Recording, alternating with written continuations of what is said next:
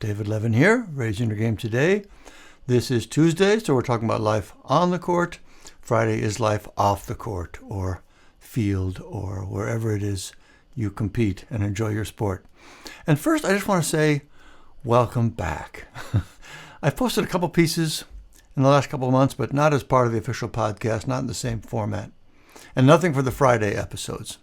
I took a break last August, thinking it would be for a month. Somehow it turned into 9 months. It's just kind of crazy. It blows my mind. I did a lot of new production work during that time, things in the business, but still never imagined it would be that long. If you noticed, I apologize. I really do. The big picture reason to do the pod is to support each other in these stressful times. It affects our game. It affects our lives even more. And that has certainly not gotten anything but more true. So I'm sorry for not being there these past 9 months, but I'm back now and will do my best to stay with it. So today I want to talk about working with a sports psychologist. Do you need one? Should you look for someone to work with? How should you think about fixing a mental game problem? So to the first questions, you can tell from the title what I believe the answer is no, you don't, except in rare cases. Now, that doesn't mean you shouldn't work on your mental game, whether to fix problems or just make it stronger, because you absolutely should. One of the biggest mistakes people make is not working on their mental game. They either think nothing can be done for various reasons, or they think nothing needs to be done, that it'll just get better on its own. Neither of those are true or even close to true. You can make great improvements in your mental game, and very quickly with the right approach. We see that all the time. And it's not going to get better on its own. That is for sure. Now, will it come and go, naturally being stronger some days than others? Sure. I hear that a lot too. Some days my game's great. Others, I can't seem to do anything. What you really get with mental game training is consistency. You basically learn how to bring your best game into all kinds of situations. It is so common to play well in a more relaxed situation, open play, just hanging with friends, and then play a lot worse when the pressure's on, even just a little bit.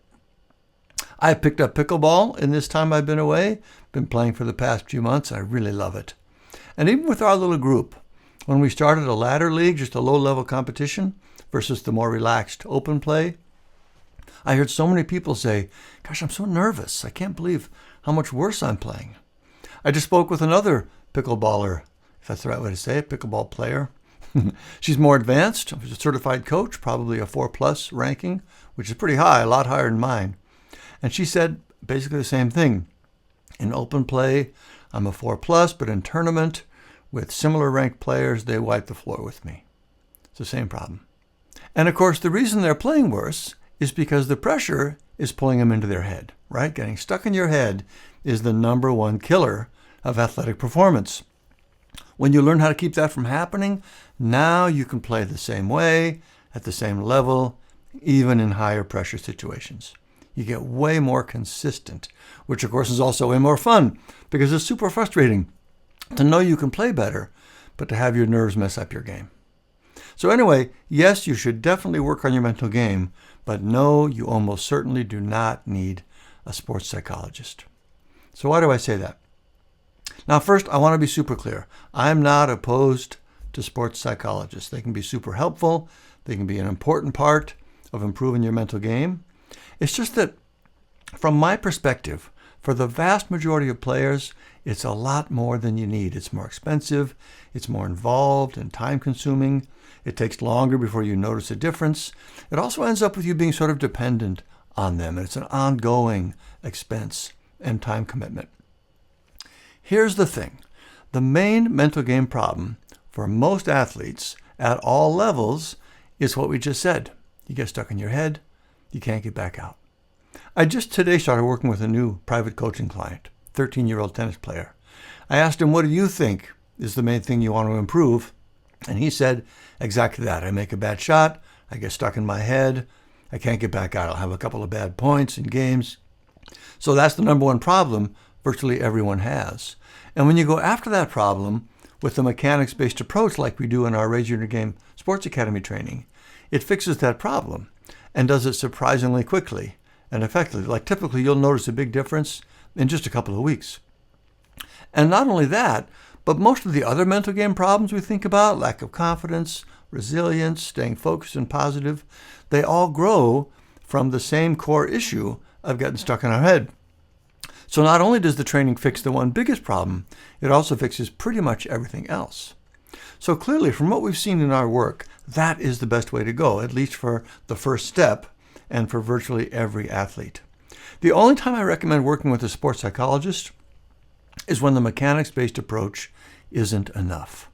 You've learned the material, you have the skills, you know how to get back out of your head and stay focused and present, but there is some issue that's just too powerful. Typically, it's a trauma of some sort, maybe depression, a substance issue. There's something there that even with everything you've learned, it's still coming up and hurting your game. In that case, it's time to get professional help. I was just watching the second season of Full Swing, the golf documentary on Netflix. It's a great series. Highly recommended if you haven't seen it.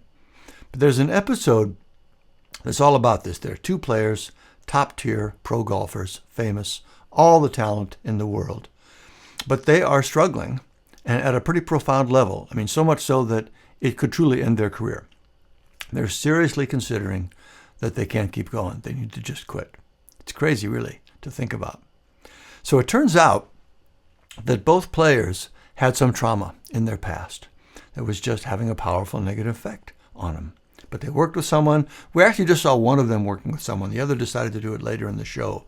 But the one player started working with a psychologist, and it looked like a lot of work. I mean, every day at times, she actually traveled with him on tour.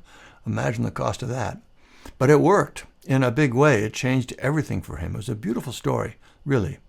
But the whole time, I was thinking exactly what we're talking about here.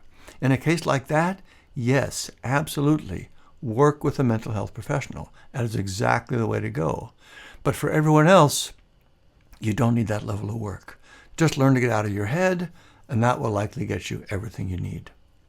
So the message is, if you are struggling with your mental game, however you define that, it's keeping you from playing your best and from enjoying yourself the way you want, you should definitely do something about it. It's not going to get better on its own, but you don't need to spend the kind of time and money involved with hiring a sports psychologist. Unless you have some kind of genuine emotional issue that needs to be dealt with professionally, you can get everything you need to consistently play at a higher level and do it much more quickly and easily and more affordably. That's what we've seen with our students. If you'd like to learn more about our mechanics-based training, go to raiseyourinnergame.com. There are links here in the notes. For more thoughts on mental health and sports, check out our post, Mental Health Comes First. Otherwise, I hope that was helpful. Keep up the good work. I'll see you next time.